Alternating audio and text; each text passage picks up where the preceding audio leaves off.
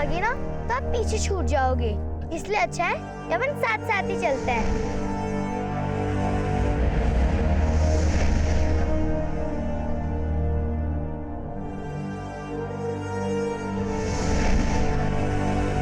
जगह दिखाओ जहाँ फलक को आखिरी बार देखा गया और जिस जगह उसकी डेड बॉडी मिली थी। ओके सर, आइए। सलीम भाईजान, आपकी बेटी गुजर गई है और जिन लोगों को आपने अपना समझा उन लोगों ने भी आपका साथ छोड़ दिया।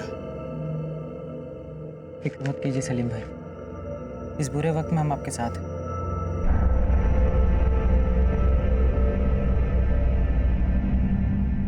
ये सलीम भाई हमसे कुछ बोल क्यों नहीं रहे? कहीं वो पहले वाली नाराजगी तो नहीं पाल रखी है? तो फिक्र मत कर, जख्म ज़्यादा गहरा है पर इस जख्म को हमें ही भरना होगा।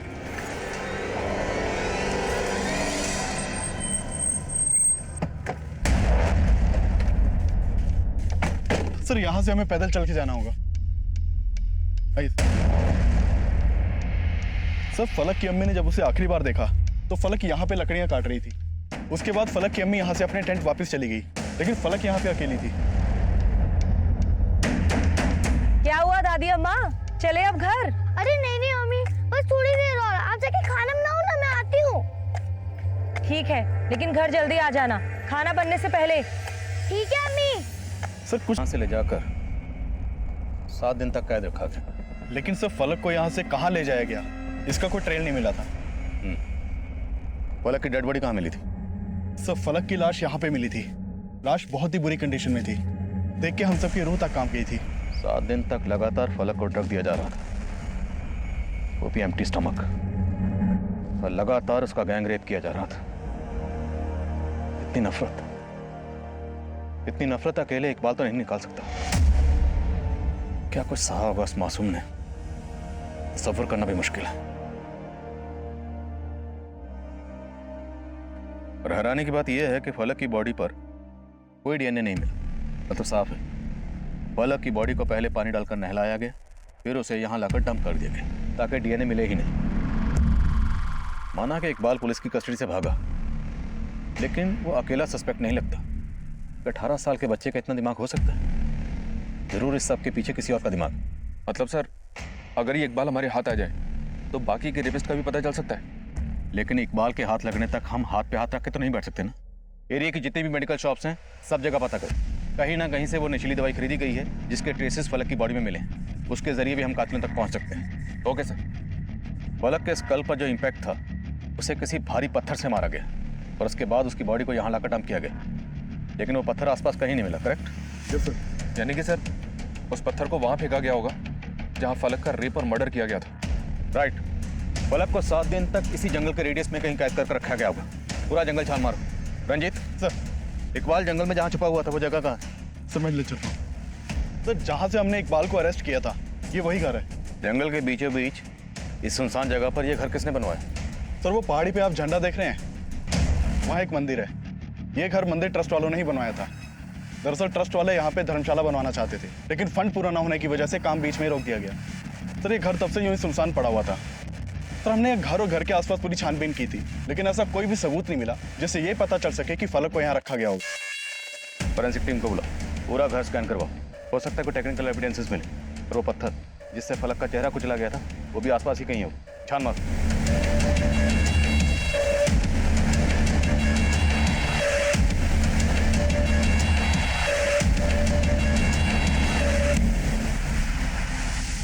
सर हम तो खुद शर्मिंदा हैं कि जो जगह हमने देवी के भक्तों के ठहरने के लिए बनवाई थी वहाँ उस मासूम बच्ची का अपराधी छुपा हुआ था। बहुत प्यारी बच्ची थी साहब। कोई ऐसा घिनौना काम कैसे कर सकता है उस बच्ची के साथ? आपकी तारीफ। सर ये इस मंदिर के ट्रस्टी हैं। ये 21 अप्रैल को यहाँ पे कोई भंडारा था? जी साहब। हाँ साहब, काफी लोग आए थे आसपास से। 21 अप्रैल को ही फलक की लाश मिली थी। इस भंडारे में कितने लोग शामिल हुए थे? आसपास के इलाके के तकरीबन 400-500 लोग प्रसाद ग्रहण करके गए हैं। इतना बड़ा उत्सव था तो उसकी वीडियो रिकॉर्डिंग भी हुई होगी। हाँ साहब, आप बताइए हम कैसे मदद कर सकते हैं आपकी? मुझे भी रिकॉर्डिंग देखनी है। ठीक है साहब, मैं इंतजाम करवाता हूँ। जितनी जल्दी हो सके इंतजाम करवाइए प्लीज। हाँ ललित। एक बात पता चली है सर, फलक के पेरेंट्स को उसकी वनराई कम्युनिटी ने अपनी कम्युनिटी से बाहर निकाल दिया था क्योंकि उसने अपनी कम्युनिटी के इकबाल को अंदर करवाया था। और अब वो लोग सलीम को वापस अपनी कम्युनिटी में लेने के लिए उस पर दबाव डाल रहे हैं कि वो इकबाल के ऊपर से अपना केस वापस ले ले।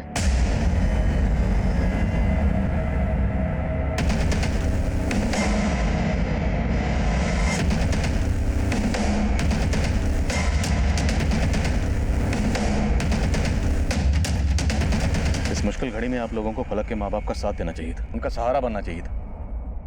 आप लोग उनके जले पे नमक छिड़क रहे हैं। साहब, आप लोगों को हमारे मामले में पढ़ने की कोई जरूरत नहीं। आज तक हमारी बिरादरी में कभी पुलिस नहीं आई है, लेकिन इन लोगों की वजह से हमें रोज आपकी शक्ल देखनी पड़ रही है। तो ये सब करके आप एक बच्ची के रेपिस्ट इकबाल की पैरवी कर रहे हैं? नहीं नहीं साहब, मेरा बेटा बेकसूर है साहब। तुम्हारा बेटा नशे की हालत में पकड़ा गया था। अब फलक को नशा देकर ही उसका रेप किया जा रहा था। और तुम्हारा बेटा बेकसूर है तो भागा क्यों? फलक के साथ गैंग रेप किया गया। हो सकता है उसके बाकी मुजरिम भी यही मौजूद हो जिनको बचाने की तुम सब कोशिश कर रहे हो। साहब, हम किसी को बचाने की कोशिश नहीं कर रहे हैं। हम लोगों को 2 वक्त की रोटी बड़ी मुश्किल से नसीब होती है, पर हमारे बच्चों के पास नशा करने के लिए पैसा कहाँ से आएगा? मुझे पूरा यकीन है ये सब पूरा समुदाय के लोगों की करतूत है। और समुदाय? जी हाँ साहब, वो लोग कभी हमारा भला नहीं चाहते।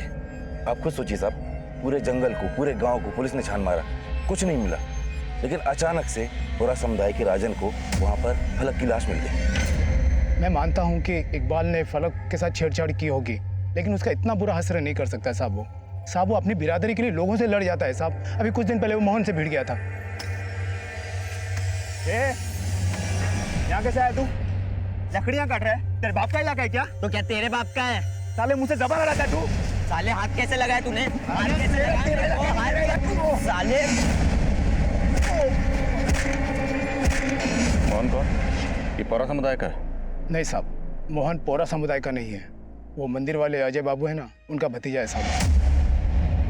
और साहब मैं पक्का बोलता हूँ, फलक के साथ जो कुछ भी हुआ है उसका जिम्मेदार ये पौरा समाज के लोग हैं साहब। और आपके पुलिस वाले मेरे बेटे को परेशान कर रहे हैं साहब। और तुम अपने बेटे को बचाने के लिए पुलिस वालों के बारे में कुछ भी उलझुल बक रहे हो? मैं कुछ भी उलझुल नहीं बक रहा हूँ साहब, मैं सच कह रहा हूँ। मेरा बेटा बेकसूर है साहब।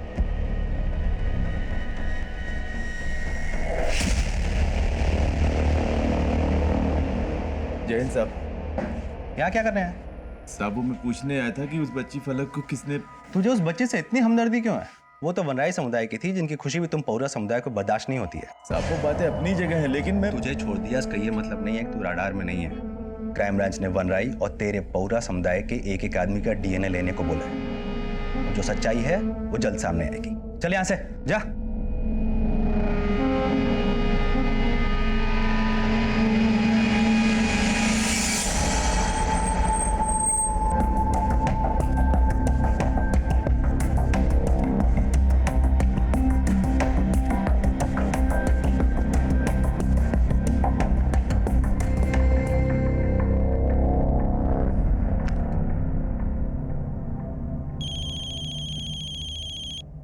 हाँ ललित।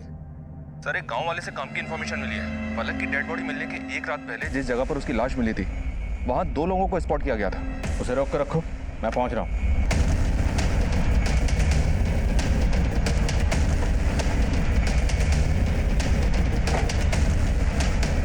सर, ये है वो। कौन थे वो लोग? साहब, उन दोनों को पहले कभी नहीं देखा। इस इलाके के नहीं थे वो।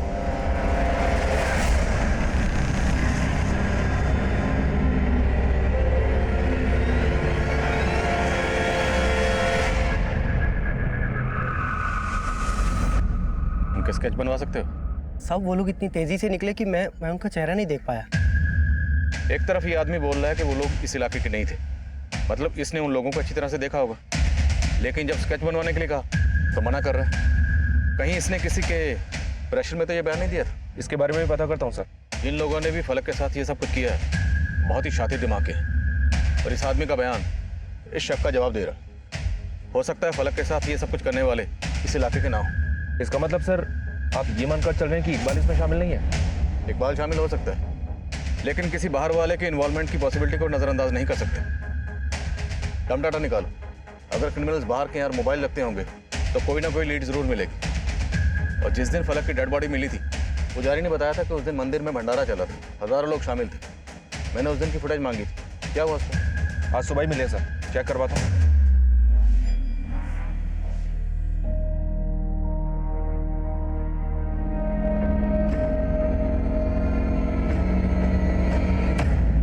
इस वीडियो में जितने भी लोग दिख रहे हैं सबकी लिस्टिंग करो, पता करो कौन इस इलाके का और कौन नहीं। सबके फोन नंबर, एड्रेस मुझे चाहिए। Okay sir.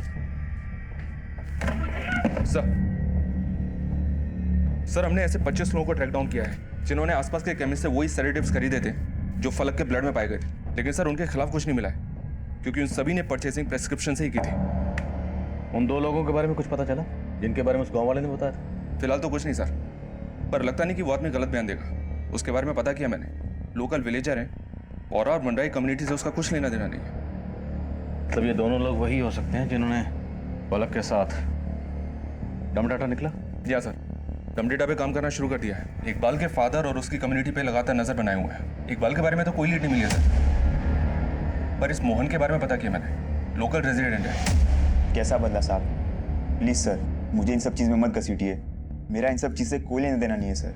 उससे इकबाल के बारे में तो कोई इन्फॉर्मेशन नहीं मिली सर, पर एक बात पता चली है, और बंडराई कम्युनिटी के लोगों का अक्सर आपस में झगड़ा होता रहता है लकड़ी काटने को लेकर। इन दोनों कम्युनिटीज के झगड़े जंगल के बंटवारे को लेकर कभी खत्म ही नहीं होते। और वो पौरा समुदाय का राजन जिसने फलक की डेड बॉडी को देखा था, उस राजन के खिलाफ कुछ मिला? साहब मैंने पहले भी झूठ नहीं बोला था, मुझे बस उस फलक की लाश दिखी थी जंगल में। उसके मर्डर और रेप में मेरा कोई हाथ नहीं है साहब। लेकिन तुम लगातार पुलिस स्टेशन आकर इस केस की अपडेट लेने की कोशिश कर रहे हो। ये सब करके तुम ये जानने की कोशिश कर रहे हो कि हम क्या एक्शन ले रहे हैं। साहब आपको भी गलत फहमी हो रही है साहब। मैं पुलिस स्टेशन इसलिए आता जाता रहता था क्योंकि मैं जानना चाहता था साहब कि वो कौन है दरिंदा जिसने इस मासूम बच्ची के साथ इस तरह से, सिर्फ इंसानियत के नाते मैं पूछताछ कर रहा था साहब, क्योंकि मैं भी एक बेटी का बाप हूँ और एक बाप के दर्द को समझता हूँ मैं, जिसने फलक को खो दिया। सर मैंने इस राजन के बारे में पता किया, सब लोग उसके बारे में अच्छा ही बोल रहे हैं। उन सबका कहना है कि राजन ने हमेशा से ही पौरा और मंडराई कम्युनिटी के बीच की लड़ाई को सुलझाने की कोशिश की है। पर राजन है तो पौरा कम्युनिटी का ही ना। दुश्मन तो घर के अंदर ही है।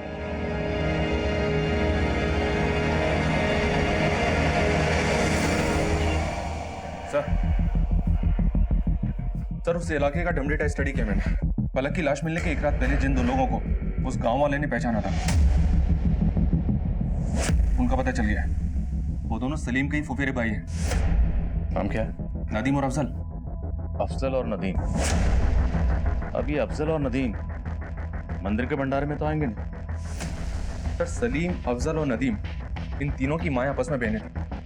उनके नाम एक साजी की जमीन थी। बस उसी जमीन के बंटवारे को लेकर सलीम का नदीम और अफजल से झगड़ा चल रहा था। तो फलक के साथ जो हुआ वो कहीं इस झगड़े का नतीजा तो नहीं? और फलक की लाश को ठिकाने लगाने वाले कहीं यही 2 लोग तो नहीं?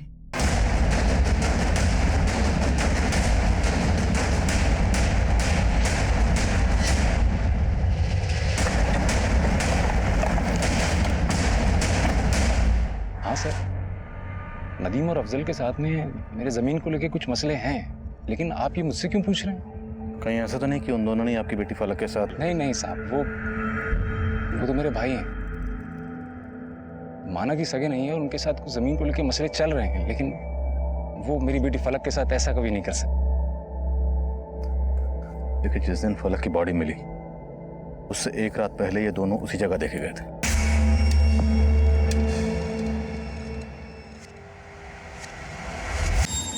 आएंगे क्यों नहीं साहब? सलीम भाईजान की बेटी खो गई थी, हम तो बस हाल पता जानने आए हैं। फलक की लाश को ठिकाने लाने के बाद? कैसी बात कर रहे हैं साहब? हम क्यों मारेंगे फलक को? वैसे तो सलीम भी तुम दोनों पे शक नहीं जता, पर फिर भी अब तुम दोनों हमारी रडार में, इसलिए हमसे बिना पूछे अपने इलाके से बाहर नहीं जाओगे तुम लोग। देख लो देख लो। तुम्हारे भाई तो क्या, किसी पर भी भरोसा नहीं है मुझे। अरे उन्होंने भी कम दुख नहीं दिया हमें। अरे कुलसुम तुम चुप हो जाओ और अपना दिमाग चलाना थोड़ा बंद कर दो। तो वो मैं आपका हाल जानने आया था। बार बार हमारी फिक्र क्यों कर रहा है? हैं? हमारे जख्मों पर नमक छिड़कना चाहता है तू? निकल यहाँ से, निकल यहाँ से। सिर्फ मेरे भाई नहीं, ये भी है जिसपे पुलिस को शक है। क्या दिमाग? आपके भाई भी? तू निकला नहीं अब तक है? निकल यहाँ से, चल निकल, चल निकल।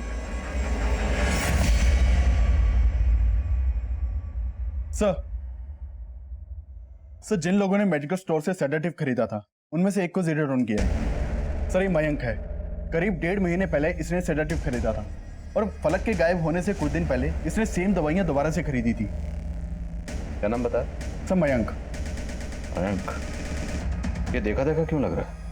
इसको भंडारे के वीडियो में देखा होगा आपने सर। ले करो जरा।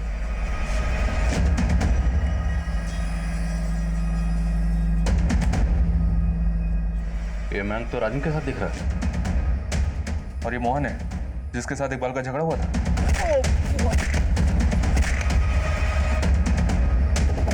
इस मोहन और मयंक से मिलना पड़ेगा। सर उसने तो मेरी नाक तक तोड़ दी।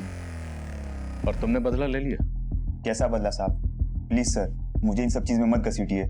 मेरा इन सब चीज से कोई लेना देना नहीं है सर। ठीक है, तुम जा सकते हो। सर ये प्रिस्क्रिप्शन मुझे पहले भी दिखाई थी। मेरे मामा के दिमागी हालत ठीक नहीं।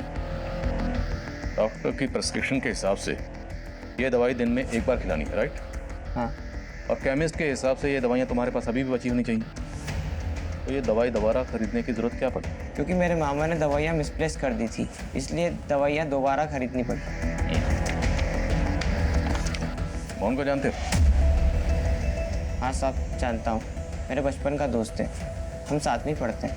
तो ये भी जानते होगे कि मोहन और इकबाल के बीच में झगड़ा किस बात को लेकर हुआ?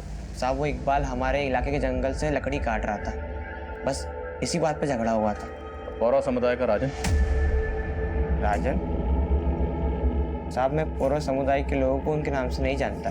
ये मयंक और मोहन भंडारे की फुटेज में राजन के साथ दिख रहे हैं और ये कह रहा है कि राजन को जानते ही नहीं। ये राजन भी हमारा सस्पेक्ट है। कहीं ये कांड इन तीनों ने मिलकर तो नहीं किया? मैंने कुछ नहीं किया साहब। मैं हमेशा लोगों को आपसी भाईचारे की सीख देता हूँ, जुर्म करने की नहीं। बस कर, बहुत पढ़ा ले तूने इंसानियत का पाठ। भंडारे में तू, मयंक और मोहन के साथ देखा गया। ये कांड तुम लोगों ने मिलकर किया, तुम तीनों ने। तुम लोगों ने सोचा होगा जब बाकी लोग भंडारे में बिजी होंगे इस वक्त फलक की लाश को ठिकाने लगा दे। मैंने कुछ नहीं किया साहब। हाँ, भंडारे में मैं मयंक और मोहन के साथ था, लेकिन वहां से साहब मैं अकेला ही गया था। आपको यकीन नहीं आता तो साहब मंदिर वाले अजय बाबू, विनय बाबू से पूछ लीजिए। अजय या विनय? विनय बाबू से। कौन विनय बाबू? वो मंदिर के ट्रस्टी हैं साहब, अजय राणा उनका बेटा है, चंडीगढ़ में पढ़ाई करता है। जब मैं वहां से जा रहा था तभी वो वहां पहुंचा था।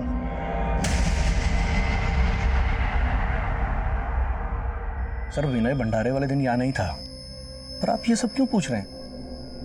हम राजन के अलावा ही चेक कर रहे हैं। उसका कहना है कि भंडारे से जाते हुए विनय से मिला था। विनय? विनय सर चंडीगढ़ में पढ़ता है और वो उस दिन चंडीगढ़ में ही था। उसका एग्जाम था उस दिन। ये राजन जरूर कोई खेल खेल रहा है। कैसा खेल? सर ये तो आप पता लगाएंगे कि वो मेरे बेटे को लेकर झूठ क्यों बोल रहा है। सर उस दिन भंडारे में मौजूद सभी लोगों की लिस्टिंग की थी हमने, पर विनय में नहीं देखा। और सब लोगों से इंक्वायरी भी की, पर किसी को भी नहीं पता कि विनोद से नहीं आता। हो सकता है सर ये राजन झूठ बोल रहा हो। लेकिन ललित, हम किसी पे भरोसा नहीं कर सकते। तुम खुद चंडीगढ़ जाओ और विनय के अलावा ही चेक करो। Right sir.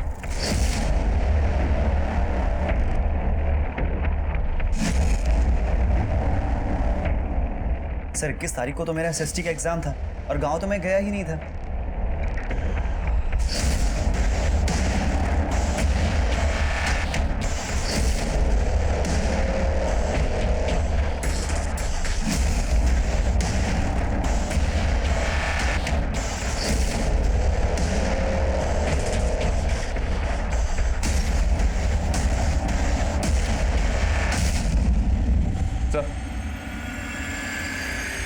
सर विनय चंडीगढ़ एग्जाम के लिए गया था। अटेंडेंस रजिस्टर पे उसके साइन भी मिले हैं। फलक की बॉडी पे जो कपड़े हैं तुरंत मंगवाओ। Right sir.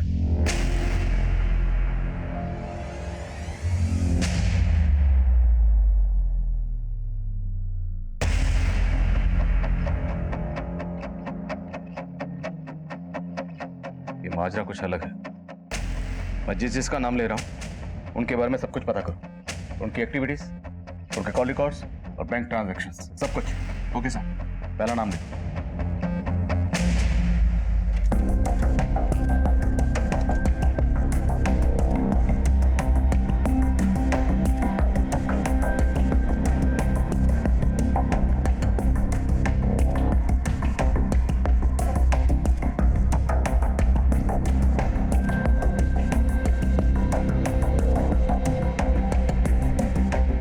Yes sir. उम्मीद है अब हम इस केस को जल्दी क्रैक कर लेंगे। Thank you sir. जय हिंद। सर, फलक के गायब होने के बाद अजय राणा ने अपने बैंक से 4 लाख विड्रॉ किए थे। इस विड्रॉल के बारे में जब मैंने उससे पूछा तो उसने कहा कि वो पैसा उसने भंडारे में दान देने के लिए विड्रॉ किया था। लेकिन सर, भंडारे में दान देने वालों की पर्ची को मैंने देखा तो उसमें अजय राणा के नाम पे सिर्फ 30,000 लिखे हैं। तो इस अजय राणा ने बाकी के 3,70,000 का क्या किया? पता नहीं सर, लेकिन सर उसका ये बयान भी झूठा निकला कि भंडारे वाले दिन उसका बेटा विनय चंडीगढ़ में था, क्योंकि वनराय समुदाय से हम तंग आ गए थे। जबरदस्ती उन्होंने हमारे इलाके पर कब्जा कर लिया था और वहां रहने लगे और हमारे जंगल से लकड़ियां भी काटने लगे। और समुदाय ने तो कुछ पैसे भी दिए थे रहने के लिए, लेकिन वनराय समुदाय तो बहुत टेढ़े थे। उनके लड़के ने हमारे भतीजे मोहन का नाक भी तोड़ दिया। सर, हम लोग तो इकबाल को पकड़ के मारने वाले थे, फिर हमने देखा कि इकबाल खुद उस लड़की पर हाथ साफ करना चाहता था। सर, हम लड़का लड़की को ही नहीं बल्कि दोनों समुदायों को सबक सिखाना चाहते थे। हमें पता था दोनों की आपस में बनती नहीं है, इसलिए हमने प्लान किया फलक को किडनैप करेंगे। इसके लिए मैंने अपने मामा के प्रिस्क्रिप्शन पे वो सेडेटिव्स खरीदे, फिर उसके बाद हमने फलक को उठा लिया।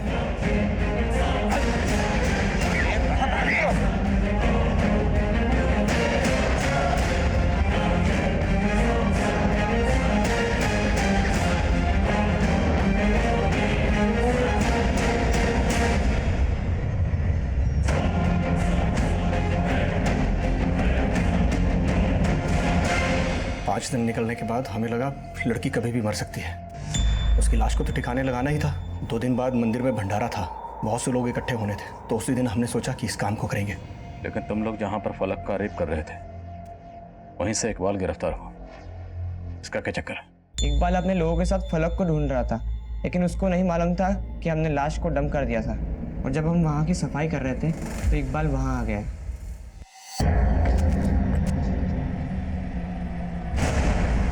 ये क्या कर रहे हो? किसका खून साफ कर रहे हो? ये क्या कर रहे हो?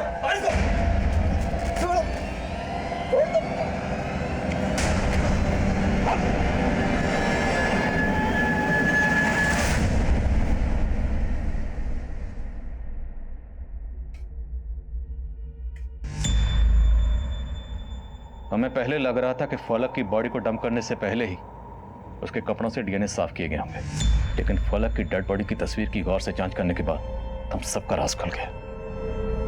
यानी फलक के कपड़ों को धोने का काम पुलिस को उसकी बॉडी बरामद होने के बाद किया गया। तुम लोग उसके मर्डर और गैंग रेप की तहकीकात कर रहे थे, सिर्फ 3,70,000 के लिए अपना ईमान बेच दिया। 3,70,000 तो सिर्फ शुक्राना था, असल बात तो ये थी कि वे भी इन दोनों समुदाय से बदला लेना चाहते थे। तुम लोग पुलिस डिपार्टमेंट के नाम पर एक बदनुमा दाग हो।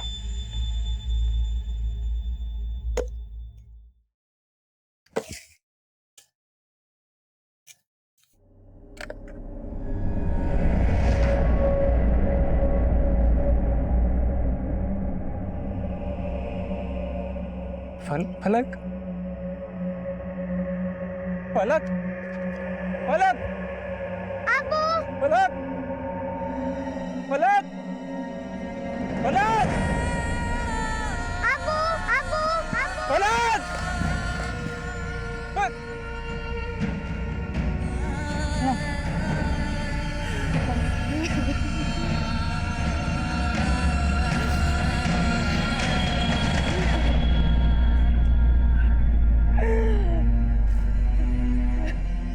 तकरीबन 40 दिन की तहकीकात के बाद फलक गैंग रेप केस सॉल्व हुआ। मैंने अपना काम कर दिया था, लेकिन मुझे चैन की सांस नहीं मिली, क्योंकि उस मासूम बच्ची फलक का चेहरा अभी तक मेरे जहन से नहीं निकल पाया। जो कुछ भी हुआ वाकई गैर इंसानी है। अतिक्रमण को लेकर जो मुठभेड़ वनराई समुदाय के इकबाल और मोहन के बीच हुई थी,